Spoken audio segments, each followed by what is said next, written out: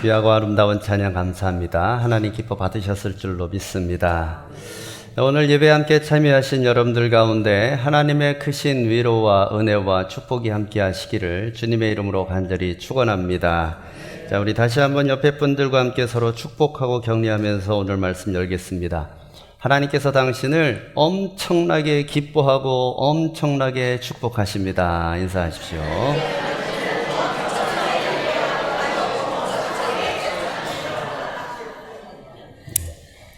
우리 김장생 장로님 아까 기도해 주시는데 보니까 오늘 본문 설교 말씀을 묵상을 많이 하신 것 같더라고요. 그렇죠? 미리 읽으셨지요. 그래서 그 본문 말씀이 어떤 은혜와 어떤 말씀을 주시는지를 마음속에 담고 기도를 작성하신 것 같아요. 물론 그것이 고스란히 제 설교다라고 할 수는 없지요. 그런데 여러분, 그게 중요한 게 아니라 우리가 기도하고 예배함에 있어서 주의 말씀이 내 모든 예배 행위의 기초가 되고 있다는 게 중요한 겁니다. 여러분이 오늘 예배에 찾아 나오셨잖아요. 여러분의 자의와 결단과 그런 것들이 분명 들어있습니다. 그런데 그 이전에 무엇이 있냐면 하나님께서 여러분들에게 미리 베풀어 주신 은혜가 있는 겁니다. 그 은혜를 우리가 느끼느냐 못 느끼느냐는 천지 차이예요. 그 은혜를 느끼면서 하는 신앙생활은 기쁨이 있고요, 은혜가 있어요. 그런데 그 은혜 없이 나의 결단과 노력으로만 하는 신앙생활은 분명한 한계에 부닥칩니다. 지금 현재 잘하는 것뿐만 아니라 우리는 하나님 앞에 가는 그 순간까지 잘해야 되잖아요. 그러기 위해서는 우리에게 주가 주시는 위로부터 오시는 은혜와 능력들이 계속 공급받아져야 합니다. 여러분, 그 은혜가 여러분들에게 있기를 주의 이름으로 간절히 축복합니다. 자, 여러분, 우리 교회 주보례를 이렇게 보면은 매년 한 번씩 그 디자인을 바꿉니다. 그런데 속지 세 번째 면에 꼭 들어가는 게 있어요. 여러분, 뭔지 아시죠? 지금 보시는 분들도 있겠지만 저는 압니다. 여러분, 안 보는 척 하면서 다 보시잖아요. 거기에 향기로운 예물이 들어가 있어요. 이제 일명 헌금 영수기라는 그런 부분이죠. 근데 제가 요새 고민이 있습니다. 제가 주보를 직접 이렇게 하는데 공간이 부족해요. 그래서 아시는 분 아시는지 모르겠지만 글씨가 점점 작아지고 있습니다. 그렇죠? 안 보이시는 분도 있을 거예요, 벌써. 저도 이렇게 보다 보면, 저도 요새 노안이 오다 보니 이렇게 보면은 어리더릿한 게 있고요. 벌써 오타도 보이고 그렇습니다. 이러다가 나중에 너무 작아서 이제 안 보이는 수준까지 가면 어쩌나 싶기도 합니다. 그래서 뭐 몇 주 전에는 별지로 제작도 했었지요. 도저히 들어가지 않아서. 근데 예물 드리는 분들이 많아져서 그런 거니까 어떻게 보면은 행복한 고민이기도 합니다. 근데 사실 뭐 주보 공간이 부족한 거는 뭐 어떻게 보면 이래도 좋고 저래도 좋습니다. 뭐 주보에 이름이 올라가지 않아도 어차피 하나님께 다 드린 거니까 하나님께서 기억하시면 되는 거지요. 근데 물론 여러분, 행정상의 실수로 뭐 여러분 이름이 누락되거나 간혹 이름이 틀리거나 그런 경우 있는데, 사람이 하는 일이다 보니까 간혹 그런 일이 발생할 수도 있어요. 그러니까 여러분, 너그러운 마음으로 용서해 주시고, 저기 나가다가 목사님 헌금 영수기에 제 이름이 틀렸어요 그러시면 제가 그 다음 주에 바로 게재해 드리도록 하겠습니다. 뭐 그런 일로 시험 들지 않도록 제가 세밀하게 더 살펴보도록 하겠습니다. 우리가 교회에서 언급하기 부담스러운 주제 중 하나가 헌금 얘기입니다, 사실은. 그래서 저는 헌금 설교를 그렇게 자주 하지는 않아요. 1년에 한 번 정도. 아예 안 하면은 모르시더라고요. 그래서 여러분들을 가르쳐 드리고 인도하는 입장에서 헌금 설교를 1년에 한 번 정도 하는데, 사실은 이 재정 얘기, 헌금 얘기는 설교가 아니더라도 우리 그냥 일상생활에서라도 돈 얘기는 참 부담스러운 얘기예요. 그럼에도 불구하고 명확하지 않으면 오해되기 쉬운 부분이 바로 이 부분이에요. 그래서 여러분, 반드시 협의가 되어야 되고 이해가 되어야 합니다. 그런데 오늘 우리는 이 재정 얘기에 관한 이야기를 단순히 돈 얘기를 뛰어넘어서 좀 더 높은 차원의 이야기로 한번 풀어보려고 합니다. 바로 헌금과 은혜는 과연 무슨 상관이 있느냐. 예전에는 헌금을 많이 하면은 축복받습니다 라는 이야기들을 많이 들었어요. 저 어렸을 때만 해도 그런 얘기를 굉장히 많이 듣고 자랐습니다. 그래서 예전에는 어떤 교회는 헌금 영수기에 사람 이름과 헌금 액수를 같이 적기도 했었습니다. 물론 요새는 그런 교회들이 많이 사라졌지만 예전에는 그런 것들이 많이 보편화되어 있었어요. 그게 꼭 옳다, 나쁘다 그런 얘기를 하려는 게 아니라 과연 헌금과 은혜라는 것이 액수에 따라서 그런 은혜라는 것들이 많이 차이가 날 수 있을까? 아니면 은혜에 의하여서 은혜와 헌금은 과연 어떠한 함수관계가 있는지 우린 좀 그것을 알아볼 필요는 있습니다. 자, 오늘 우리가 읽은 이 고린도후서 8장 말씀, 이 헌금을 전혀 다른 시각으로 바라보고 있어요. 바울 사도는 오늘 본문에서 돈이라는 단어는 단 한 번도 사용하지 않습니다. 대신 그는 이 헌금을 가리켜서 뭐라고 부르냐면 연보라고 부르고요. 또 다른 단어로 은혜라고 부르고 있어요. 자, 도대체 무엇이길래 바울이 이것을 은혜라고 불렀는지 한번 보겠습니다. 자, 2절 말씀부터 보면 바울이 마케도니아 교회의 상황을 이렇게 묘사를 하고 있습니다. 한번 보겠습니다. 환난에 많은 시련 가운데서 그들의 넘치는 기쁨과 극심한 가난이 그들의 풍성한 연보를 넘치도록 하게 하였느니라. 자, 본문에 사용되는 이 연보라는 단어를 한자로 풀이하면 버릴 연자에 도울 보자를 써요. 그러니까 나의 것을 버려서 형제를 돕는다, 형제를 채운다, 그게 바로 연보다라는 뜻입니다. 자, 이건 단순히 모금이 아니죠. 예수님께서 하늘 보좌를 버리시고 우리를 채우신 십자가의 원리, 그게 바로 연보의 개념이지요. 하나님께서 자기 자신의 권리를 다 포기하셔서 이 땅에 오셔서 우리의 연약함과 부족함을 꽉 채워주신 것, 그래서 우리가 구원받는 자로 합당하게 남을 수 있도록 인도하신 것, 그것을 우리가 연보라고 할 수 있지요. 연보의 기원이라고 할 수 있지요. 이 당시에 마게도니아 교회는 어떤 상황이냐면 로마 황제 글라우디오 그때입니다. 이때는 팔레스타인 전역에 대기근이 들었어요. 예루살렘도 예외가 아니었습니다. 거기에다가 예루살렘 교회 성도들은 유대교에서 개종을 했다는 이유로 사회적으로 경제적으로 박해를 굉장히 많이 받았던 상황입니다. 그런데 사회 전체적으로 경제가 좋지 않아지니까 이 기독교인들은 더 어려워진 거죠. 어려운 게 문제가 아니라 생존이 문제가 되었습니다. 당장 오늘 먹고 죽을래도 없는 상황이 되어버린 거예요. 굉장히 극악했습니다. 그런데 그렇다고 해서 그러면 마게도니아 교회 성도들은 그럼 형편이 조금 나았느냐? 그렇지도 않습니다. 당시에 마게도니아 지역은 어떠냐면 내란 후유증이 있었어요. 거기에다가 로마가 굉장히 가혹하게 세금을 걷어갔습니다. 당연하죠. 내란 지역이니까 그 지역을 온전히 통치하려고 하려면 이 녀석들은 돈이 있으면 반란을 일으키니 돈을 다 걷어가야겠다 이러면서 수탈을 많이 해가는 거예요. 그래서 마게도니아 지역 사람들도 어렵기는 매한가지였어요. 특별히 기독교인은 더 심했던 거지요. 그러니 이들의 수준은 둘 다 밑바닥의 빈곤을 지금 경험하고 있는 상황입니다. 여러분, 가난하면 어떻습니까? 당연히 헌금도 줄어들 수밖에 없어요. 마게도니아 교회도 그랬다라는 얘기예요. 그러니까 상식적으로 볼 때는 마게도니아는 풍성한 연보를 할 수 없는 상황이었다는 얘기입니다. 그런데 바울 사도는 뭐라고 그러냐면 그 가난과 환난 때문에 연보가 넘쳤다라고 얘기를 해요. 여러분, 이거는 상식적으로 앞뒤가 안 맞는 말 아닙니까? 바울 사도가 감상적으로 표현한 게 아니에요. 실제로 바울 사도는 마게도니아 교인들의 헌금을 걷어서 이 연보를 가지고 예루살렘 교회에 전달하는 역할을 합니다.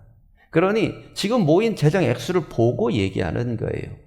그냥 감정적인 칭찬하기 위한 거칠의 얘기가 아니라 실제를 팩트를 얘기했다는 얘기예요.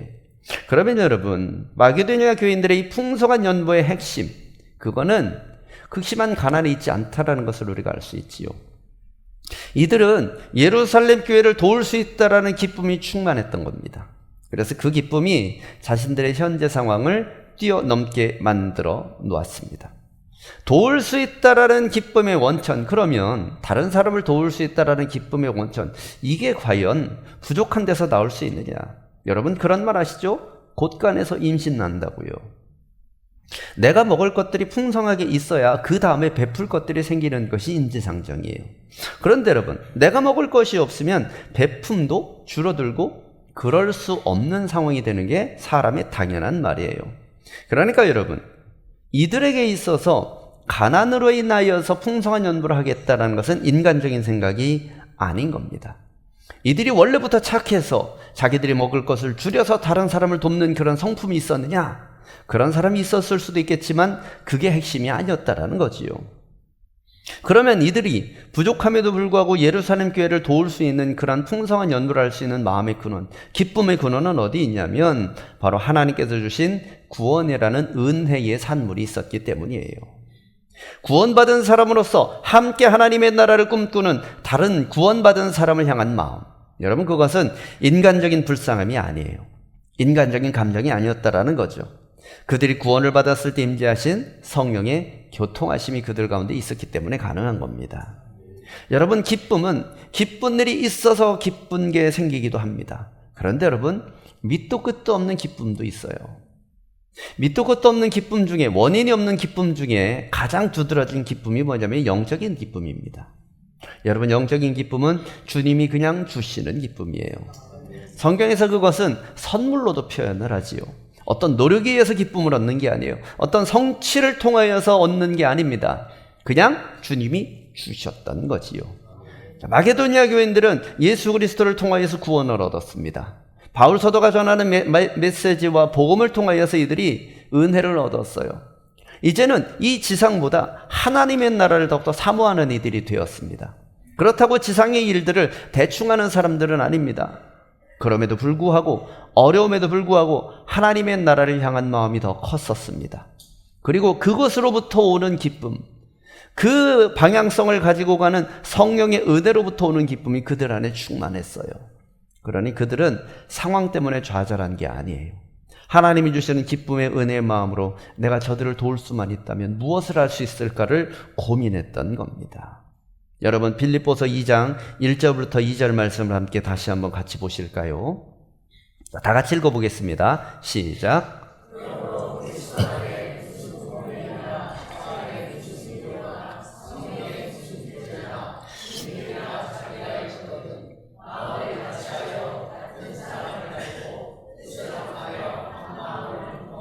여기에 마게도니아 성도들의 기쁨의 근원이 기록되어 있어요.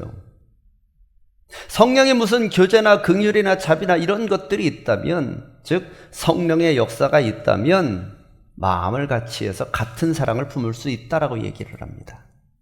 지금 그러한 상황인 거지요.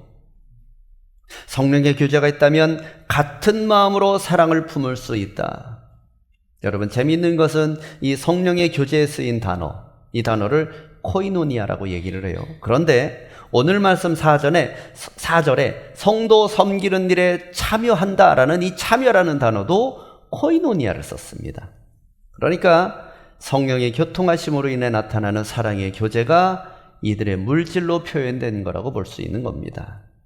사랑하는 성도 여러분, 상식에 근거한다면 풍성한 연보를 할 수 있는 사람은 없어요. 지금까지 경기가 좋았던 적이 있었는지 한번 생각을 해보십시오.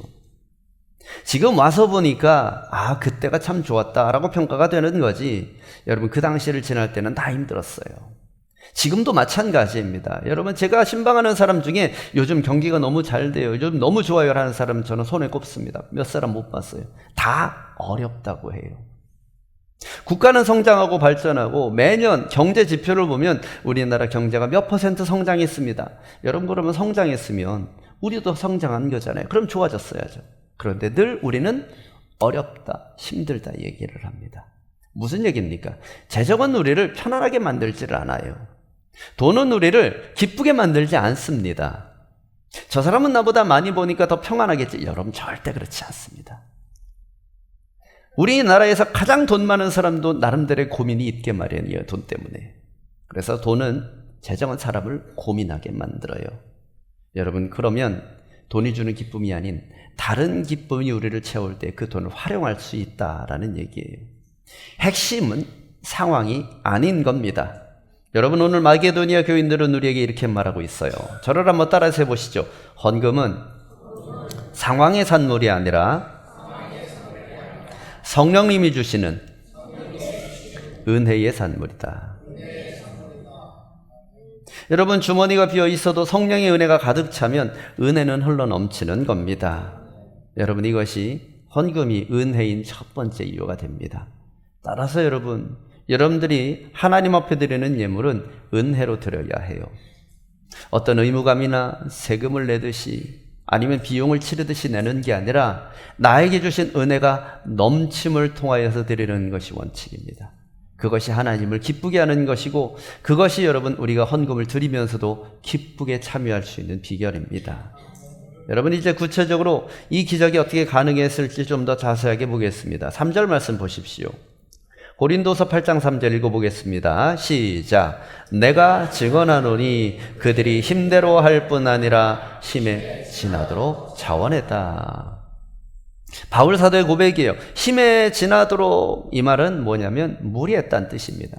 굉장히 내가 볼 때는 무리스럽다라는 바울의 표현입니다. 자신의 능력의 한계치를 벗어났다. 자기 수중에 있는 것보다 더 큰 연구를 했다. 이것을 힘에 지나도록 이렇게 표현을 한 거예요. 자, 그런데 이것을 어떻게 했느냐? 자원해서 했다라고 얘기합니다. 아마 마음에 갈등이 아예 없었을까요? 저는 있었다고 봅니다. 헌금 앞에서, 돈 앞에서 갈등 없는 사람이 어디 있겠어요? 다 있지요. 할 수 없는 상황인데 어떻게 해야지? 내가 기쁨이 넘치지만 내 수중이 없으니 어떻게 하지? 라고 고민을 했을 겁니다. 그리고 지금 있는 것 이거를 다 드리면 이번 달 생계는 어떻게 하나? 다음 달 생계는 어떻게 하나? 고민이 되었을 거예요. 말씀드렸습니다. 이들은 지금 먹고 죽을래도 없는 상황이에요. 그렇기 때문에 이것으로 저들을 돕는다면 나는? 이라는 고민이 당연히 들게 마련입니다. 예루살렘 성도들을 향한 마게도니아 교인들의 사랑과 계산, 이런 것들은, 사랑의 마음, 이런 것들은 있되 현실적인 문제는 이들에게 여전히 남아 있다라는 얘기지요. 그런데 여러분, 이들은 그 현실적인 계산을 뛰어넘어서 그냥 드린 거예요. 여러분, 이걸 어떻게 계산기를 두들겨서 어떻게 그걸 계산할 수 있겠어요? 우리는 돈 앞에서 다 계산기를 두들길 수밖에 없습니다. 불편하지만 진실입니다. 그럴 수밖에 없어요. 어떻게 보면 당연히 그래야 하지요. 규모 있는 삶은 비난받을 만한 일이 아닙니다. 그건 당연히 해야 되는 일이에요. 오히려 칭찬받아야 하는 일이지요. 빚을 내서 헌금하는 거 저는 추천하지 않습니다. 꼭 그래야만 하는 상황이 있다면 그렇게 하겠지만 여러분, 안 그랬으면 좋겠어요. 그런데 여러분, 그 모든 것을 다 부정해 버릴 때가 있어요. 여러분, 그때가 언제입니까? 은혜의 때입니다. 좀 더 구체적으로 말하면 은혜가 기반이 된 사랑이 있을 때 그렇게 돼요. 이것이 있는 사람은 상식 밖의 일을 합니다. 자신의 삶을 들여서 느닷없이 아프리카로 가는 사람, 중동으로 가는 사람, 여러분 이해할 수 있으시겠어요? 자신의 생업을 다 버리고 하나님의 일을 하겠다고 가장 낮은 곳으로 가는 사람, 여러분 이해가 갑니까? 이런 일에 재정을 과감하게 투자하는 사람들, 여러분 이해할 수 있겠습니까? 여러분, 이것을 보는 대부분의 사람들은 저 사람 좀 이상해 라고 얘기를 하든지, 교회 너무 빠졌어, 이렇게 광신도 취급을 합니다. 그런데 여러분, 해보신 분들은 알 거예요. 그게 정신이 나갔거나 광신도가 되어서 그런 게 아닙니다. 세상의 기준이 아니라 하나님의 은혜 앞에서 결단했기 때문에 가능한 행동이에요. 물론 모든 사람들에게 다 똑같은 형태의 헌신을 요구하는 것은 아닙니다. 사람마다 각자의 자리에서 하나님이 주신 각자의 형편 가운데 은혜가 이끄시는 선이 있습니다. 그 선에서 순종하면 됩니다. 그런데 여러분, 은혜가 있는 사람은, 은혜의 사랑을 느껴본 사람은 계산기를 두들기지 않아요. 그것을 초월해 버립니다. 성령께서 주시는 사랑의 마음, 긍휼의 마음이 강하게 느껴지면 현실이 뛰어넘어지는 거지요. 부모와 자녀 간을 생각해 보십시오. 부모가 자녀를 위해서 생명까지 내어주는 게 아깝지 않은 상황. 여러분, 그게 계산기 두들겨서 나오는 일인가요? 그 자녀를 위하여서 모든 것을 다 드리는 사랑은, 그거는 계산기로 되는 게 아닙니다. 분명히 이성은 말합니다. 그렇게 하면은 너는 어떻게 할 거야? 그렇게 하면은 다음 달에는 어떻게 할 거야? 라고 분명히 얘기를 합니다. 그러나 그것이 나를 설득하지는 못해요. 내 자녀를 위해서는 그냥 하는 겁니다. 나중에 누가 물어볼 수 있어요. 아니, 어떻게 그렇게 할 수 있어요? 그럼 본인은 어떻게 얘기합니까? 나도 모르겠어요. 그때 당시에는 그렇게 할 수밖에 없었어요. 여러분, 그걸 어떻게 말로 설명을 합니까? 그걸 어떻게 계산기로 표현을 해요? 여러분, 하나님이 우리의 돈이 필요해서 헌금 받으실까요? 여러분, 절대 그렇지 않아요. 어차피 온 우주가 하나님의 것입니다. 하나님이 원하시는 것은 돈이라는 껍데기가 아닙니다. 그 안에 담긴 은혜로 채워진 우리의 사랑을 원하시지요. 기쁨으로 드리는 과부의 두 렙도를 우리 주님 굉장히 칭찬하셨습니다. 여러분, 우리가 재정을 주님 앞에 드릴 때는 그런 마음이 있어야 합니다. 우리 마음 가운데 하나님의 사랑의 은혜로 감동되어야 할 줄로 믿습니다. 최소한 하나님께서 우리의 마음에 사랑의 은혜를 주시기를 간구하셔야 될 줄로 믿습니다. 여러분의 예물드림이 성령께서 주시는 사랑의 증거임을 믿으시기 바랍니다. 자, 옆에 분들께 말씀드려 주십시오. 당신의 헌신에 사랑이 충만하군요. 칭찬하십시오.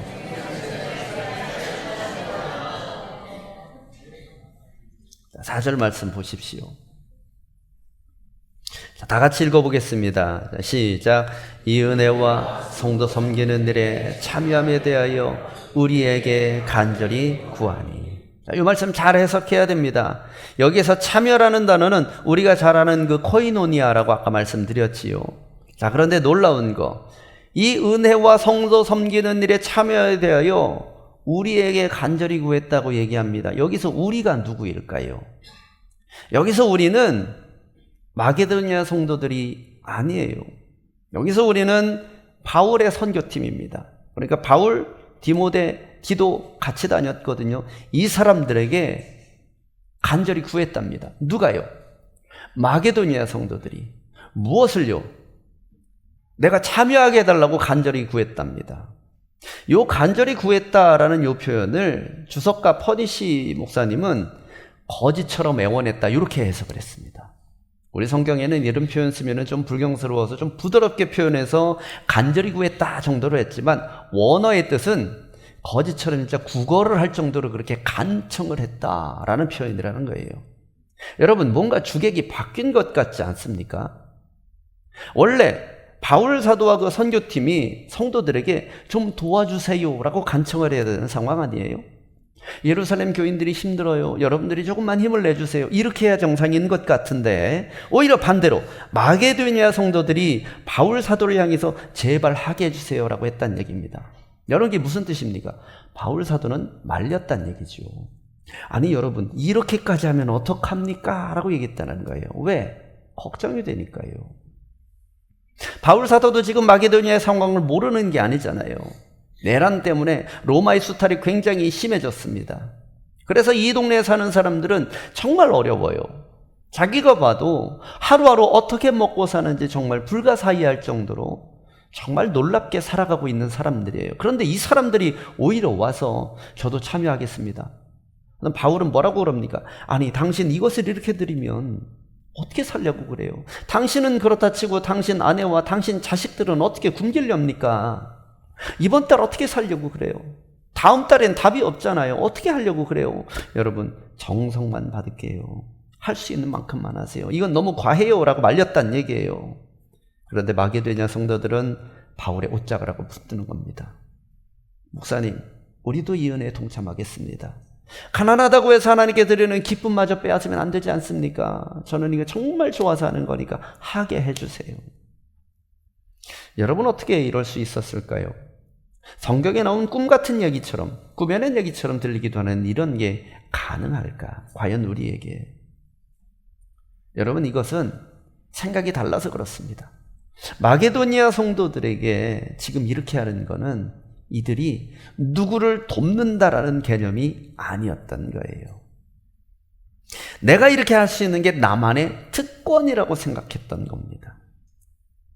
여러분, 돕는 게 특권이 될 수 있을까요? 여러분, 생각의 차이입니다. 내가 위에서 내 아래에 있는 사람들을 도와준다라고 생각하면 특권이 될 수가 없어요. 그런데 여러분, 내가 감히 도울 수 없는 존재를 내가 지금 도울 수 있는 기회가 생겼다고 한다면 여러분, 그것은 특권이 됩니다. 뭐 적절한 예인지 모르지만 한번 예를 들어보겠습니다. 여러분, 여러분이 대통령을 도울 일이 있겠습니까? 뭘로 돕겠습니까? 표를 주는 건 말고. 그런데 여러분, 그럴 기회가 생겼습니다. 그럼 여러분 어떻게 하실 거예요? 하실 거잖아요. 뭐가 됐든지. 여러분, 그건 뭡니까? 아무나 할 수 없는 일이 되는 거지요. 여러분보다 재정이 엄청나게 많은 사람이 여러분들에게 와서 10,000원만 꿔주세요라고 얘기를 해요. 그럼 여러분 어떻게 할 거예요? 요새 현금 갖고 다니는 사람은 없지만 여러분 그거는 두고두고 회자되는 얘기가 아닙니까? 저 양반이 나한테 10,000원 꺼갔어. 그죠? 여러분 그건 뭐냐면 특권으로 변화되는 거예요. 도움을 주는 입장이 특권이 되는 건 뭐냐면 나에게 넘치도록 있는 은혜가 나로부터 도울 수 없는, 평소에 도울 수 없는 사람에게 흘러갔을 때 여러분 그것은 나에게 특권으로 변화되게 됩니다. 여러분 그게 그냥 인간적인 생각과 계산이 아닙니다. 로마서 12장 1절 말씀 보십시오. 자, 읽어보겠습니다. 시작. 그러므로 형제들아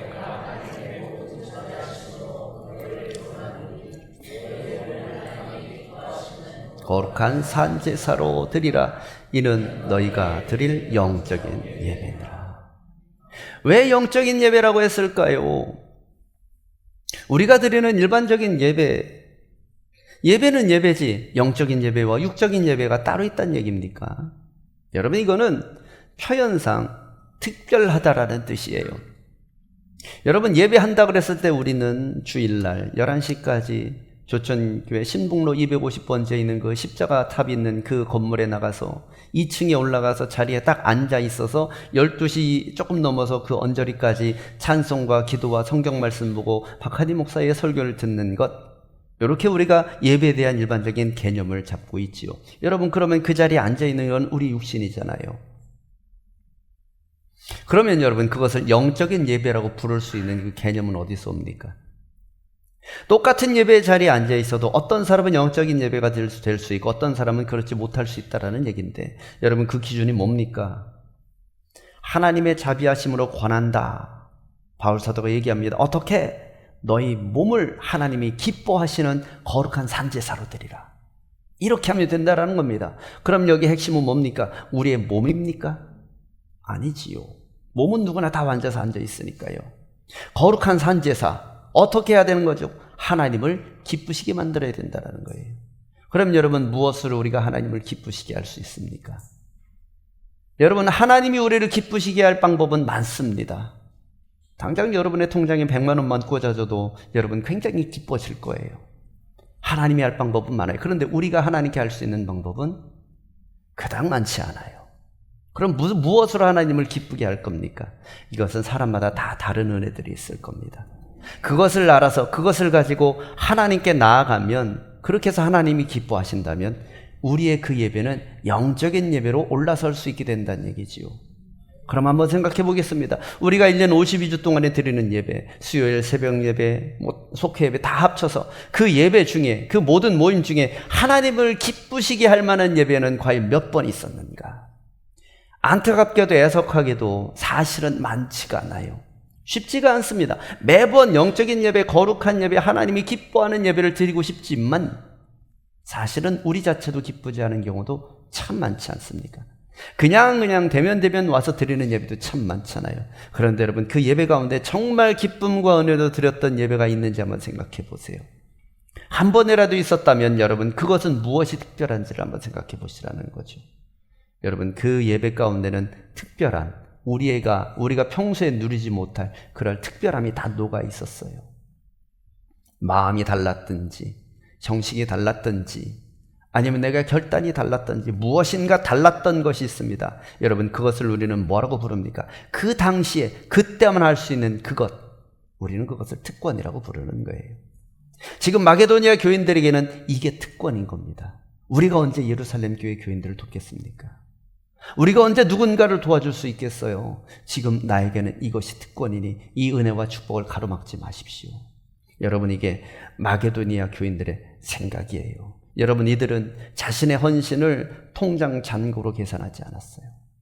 자신의 값어치를 가지고 있는 재정으로 매기지 않았습니다. 여러분 세상은 어떻게 생각합니까? 얼마가 있느냐, 무엇을 입느냐, 어떤 집에서 사느냐, 무엇을 가지고 있느냐로 우리를 평가합니다.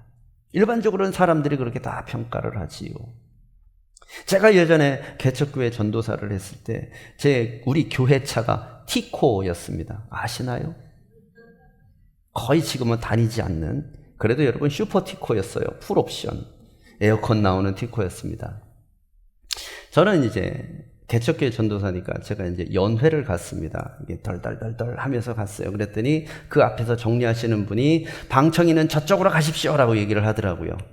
저는 분명히 연회 회원인데 말이지요. 몰라본 거지요. 왜 그렇습니까? 제가 문제가 아니죠. 어떤 형태에 있는지가 확 와서 닿은 거예요. 여러분, 바로 그런 거예요. 그분을 탓하는 게 아닙니다. 세상은 그렇게 되어 있어요. 하지만 여러분, 세상은 그렇게 우리를 판단한다 할지라도 우리는 우리 스스로를 그렇게 판단하면 안 됩니다. 우리가 무엇을 가지고 있는지에 대해서 우리의 값어치를 매기면 안 돼요. 우리 스스로를 우리 자신이 헐값으로 매기면 안 됩니다. 여러분, 우리에게는 세상 어떤 것으로도 바꿀 수 없는 엄청난 가치가 있어요. 흔히 얘기하죠. 우리가 얼마짜리라고요? 예수님짜리라고 얘기를 합니다. 예수님이 값어치를 들여서 우리를 사셨으니까요. 그것은 겉으로 보여주는 모습과 다릅니다. 마게도니아 교인들이 지금 자신의 값어치를 그렇게 계산한 겁니다. 우리는 예수님의 핏값으로 산 분이다, 산 존재들이다, 이렇게 생각을 한 거예요. 여러분, 그렇기 때문에 재정은 필요에 의해서 하나님께서 채워주실 부분이다 라고 생각한 겁니다. 부족하다면 부족한 대로 하나님을 기쁘시게 하는 일에 마음껏 투자하고 싶은 게 이들의 생각인 거예요. 여러분, 그런 마음이 있으니까 걱정하는 바울에게 오히려 우리 말리지 마십시오 라고 얘기할 수 있는 겁니다. 사랑하는 성도 여러분, 내 스스로가 얼마짜리인지 여러분 가격을 한번 생각해 보십시오. 따라서 해보시지요. 나는 예수님짜리입니다. 여러분, 예수님은 세상 어떤 값어치로도 비교할 수 없는 값어치가 있어요. 그런데 여러분, 실제 우리의 삶을 보면 우리를 너무 헐값에 세상에 팔아넘겨요. 우리의 값어치가 통장 잔고로 계산되면 절대 안 돼요.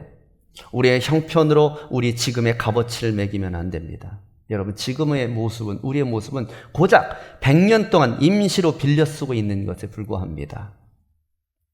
우리의 진정한 가치는 하나님 앞에서 온전히 드러날 거예요. 여러분, 확신합니다. 여러분, 이 자리에 앉아있는 여러분 모두 몇십 년만 지나보세요. 그럼 지금보다는 훨씬 더 엄청난 가치로 여러분들 확 뛸 거예요. 여러분이 붙고 있는 적금보다, 여러분이 소유하고 있는 주식보다, 투자해 놓은 부동산이나 금보다 훨씬 엄청난 가치가 여러분들에게 몇십 년 뒤에는 매겨질 거예요. 적어도 한 50년만 한번 기다려 볼까요? 여기서 50년 이상 살 분은 몇 분 안 계신 것 같은데, 통계적으로 물론 살 수도 있겠지만 여러분, 그때 한번 가서 보십시다. 장례식장을 가서 늘 하는 게 그거예요. 이분이 어느 정도의 가치 있는 삶을 살았는지. 세상 사람들은 그죠? 많은 사람들이 찾아오면은 가치 있는 삶을 살았다라고 얘기를 해요. 그런데 여러분, 어떤 장례식장 가면은 은혜가 넘쳐납니다. 장례식을 여러분 인도해 보니까 느낄 수 있어요. 여러분, 그것은 세상에서 이루어놓은 업적이 아닙니다. 이분을 통하여서 영적인 은혜의 영향력들이 얼마나 흘러갔는지에 따라서 결정이 돼요. 여러분, 그 장례식은 슬프나 슬프지 않습니다. 그냥 아쉬울 뿐이에요. 못 보니까. 그런데 여러분, 그 아쉬움도 조만간 천국에 가면 또 채워질 것이기 때문에 전혀 그것이 상처가 되지 않습니다. 그런데 어떤 장례식을 보면은 너무나 구슬퍼요. 비기독교인의 장례식이 옆방에 있는 것을 보면은 계속 울음소리가, 통곡의 울음소리가 끊이지 않아요. 단순한 슬픔이 아니에요. 원통함이 묻어납니다. 지금 이 세상에서 이루지 못한 것들 때문에 원통해요. 끝났다고 생각하기 때문에, 더 이상 기회가 없겠다고 생각했기 때문에 상처들이 묻어나는 그런 울음소리가 들립니다. 그런데 여러분, 우리 기독교인의 장례식장은 찬송소리가 나오지요. 여러분, 왜 그렇습니까? 가치가 다르기 때문이에요. 하나님 앞에서의 가치가 훌륭하기 때문입니다. 옆 사람 한번 보십시오. 얼마짜리입니까? 이렇게 얘기하십시오. 제 생각보다 훨씬 비싸신 분이었군요.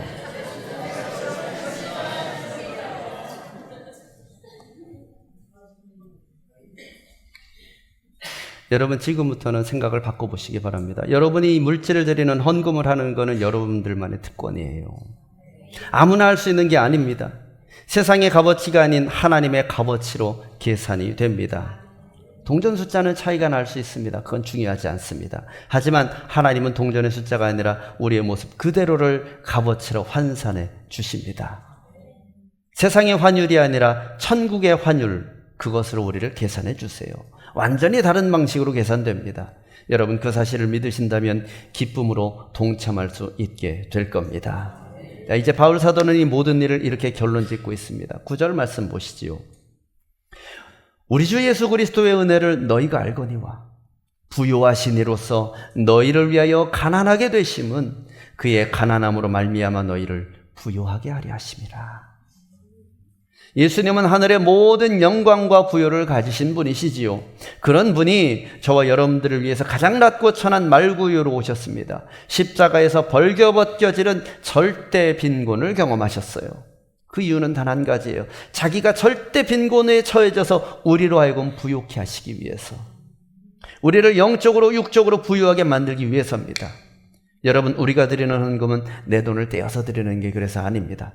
나를 위해 전부를 주신 그 예수님의 가난, 자기 비우심에 감사하면서 나의 작은 것을 드려서 그분의 사랑을 고백하는 행위이지요. 그래서 여러분 이렇게 권면합니다. 이제부터 여러분들이 매주 드리는 헌금을 준비하실 때는 이렇게 하십시오. 일단 주일 아침에 급하게 하지 않으셨으면 좋겠습니다. 저는 액수는 단 한마디도 얘기하지 않았습니다. 그건 중요한 게 아니니까요. 단지 여러분의 마음 태도를 그렇게 하세요. 주일 아침에 급하게 지갑 열지 마시고 적어도 토요일 밤 조용히 봉투를 놓고 하나님이 주시는 은혜를 기도하면서 한번 헤아려 보시기 바랍니다. 그리고 내 안에서 성령님이 주신 감사와 기쁨을 회복하게 해달라고 기도하십시오. 그리고 여러분의 예물이 액수가 문제가 아니라 사랑의 크기로 하나님께 올려주시는 은혜의 증거가 될 수 있도록 기도하십시오. 그러면서 그것에 맞게 계획을 세우시기 바랍니다. 그때그때 충동적으로 하는 게 아니라 각 예물마다 계획을 세워서 정량을 하시기 바랍니다. 그럼 여러분, 주일에 드리는 여러분의 예물은 더 큰 은혜로 여러분들에게 와 닿을 것입니다. 부담으로 와닿는 것이 아니라 하나님을 기쁘시게 하는 도구로 변화될 거예요. 그리고 여러분 또한 성경에서 약속하신 각 사람이 형편에 가장 선한 방식으로 채우시는 하나님의 은혜도 동일하게 경험할 수 있게 될 줄로 믿습니다.